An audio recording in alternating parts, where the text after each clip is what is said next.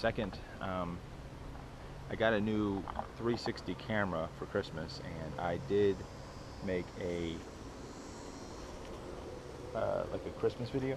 We went to Disney and did some stuff with the 360, but when I was trying to put together the video, something went wrong with the memory stick, so I had to send the camera back to get repaired, and I'm waiting for it to get back to me, and hopefully I'll be able to grab that footage and make that video, but it'll be later, probably another week or two before I even get the footage back. So I want to apologize for that. But today the light show's off. New Year's Eve was the last night for the show, so today I'm going to start tackling the job of taking all the lights down. Luckily, taking the lights down is a lot easier, a lot quicker than putting them up, but still is a job that I don't like doing. I'm going to start with the oak tree. Hopefully I can get this done here in no time. This is probably the thing that I'm dreading the most, having to unwrap the oak tree. I think it's just because it takes the longest. Usually the roof doesn't take that long, just cutting all the zip strips, and the tower's not going to take long at all. But the biggest problem I have with taking down the lights is storing them. And I always say every year I want to make sure I test the lights while I put them away, and divide them in bins, and make sure that the good working lights go in one bin, and the non-working lights or my extension cords go in the other bin. And I get to the point where I get so frustrated that I just throw them all in the bin and say I'll deal with it later. So that might happen again this year, but we'll find out. Okay, 2 hours later, and the tree is completely stripped. All my lights, working good lights that I used for the show, all my extension cords just for the tree alone. So what I'm going to do is I'm just going to start a big pile up here next to the house for all working lights and then non-working lights.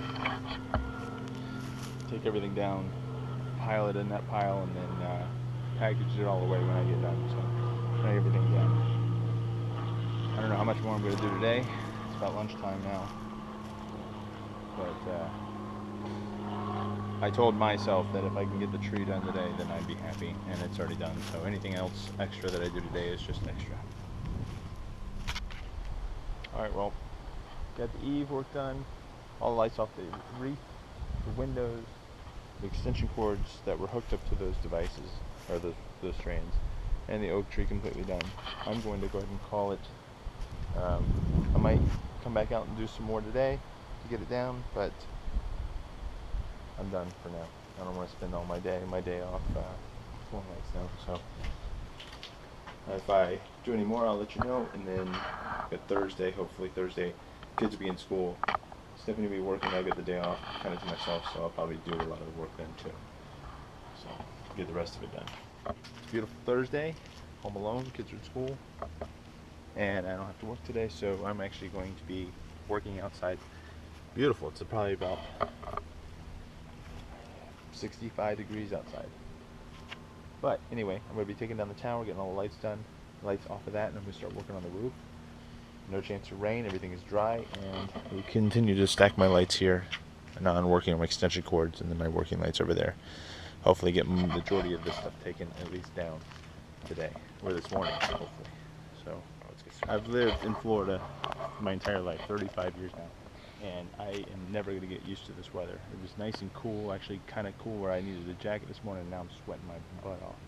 It's ridiculous. Anyway, we got the tower section completely stripped, and what I'm going to do now, I was going to wait until I have help to take it down, but I have an idea. I'm going to take one of these ratcheting straps that I have, and I'm going to strap the two tower sections together. So I feel like if I pull the top section off, these tower sections are going to fall outward because of the way the straps are. The only thing that's keeping them from doing that is the middle tower section. So if I strap the two tower sections together, it'll hold that so I can lift off and get the top section off. And then I'll go ahead and remove the straps and get the other sections down. I'm going to take a quick minute to kind of explain to you how I store my lights. Some people are a little different. I just wrap them up around my arm and plug them into each other. I've seen people that would take each roll of lights and put them in an individual bag to try to protect them from I don't know what, but I don't do that. I've seen people that take them and wrap them around the wire holders or cardboard box or something, a piece of cardboard or something, to try to keep them more organized. I just feel that this is the best way, and if you plug end to end after you wrap them up, they usually don't get tangled up or anything, so that's how I do that. Also, I've had some questions on how I got so many lights, and there's a lot of other people out there that have a lot more lights than I do. But in the shade, it's hot. Jeez. But how I've acquired a lot of lights, and there's a lot of lights I still didn't use this year. And I always lose a few strands every year, and I always add to them by buying them each year from the stores. I've always wanted to do the after Christmas shopping to get the deals, but I never have, just because I usually don't have any money then. But this might be common sense to some of you, but for some it might not. Hit up garage sales, and this is a common, obvious stuff. If you have family members or friends that say they're not going to put up decorations anymore, go ahead and ask them if you can have them or buy them from them. Garage sales is usually a good time throughout the year. Cheapest place to get lights. You can buy lights online, whether it's during season or off season. However, for some reason, it is super expensive to buy Christmas lights online.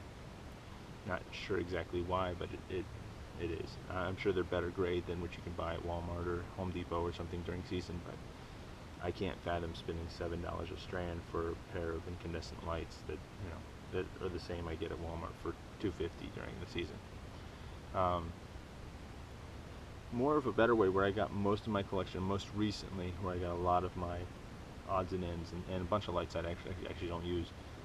I went on Craigslist and I put an ad saying donate your Christmas lights. Don't recycle your Christmas lights or Christmas decorations. Don't throw them away. You have Christmas lights or decorations that you don't use, just taking up space. Give me a call. I'll come by and take them from you.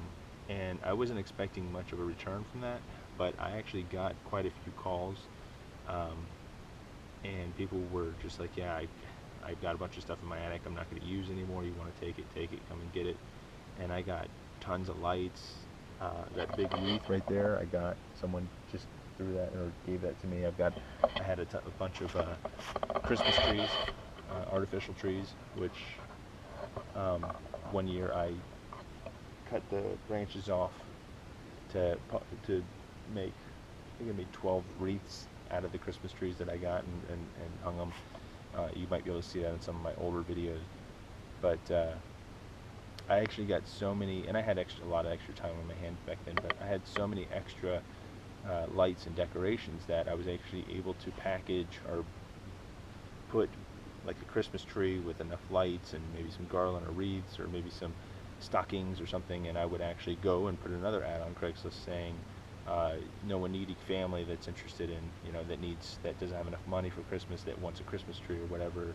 And I was actually able to donate these, I said the lack of better terms, packages of Christmas decorations to a few families, local families, and that kind of made me feel good. I don't know if I'd be able to do that now just because I don't have the extra time, but it was a good way to give back and to get some extra decorations for my display. During that whole thing, I actually had a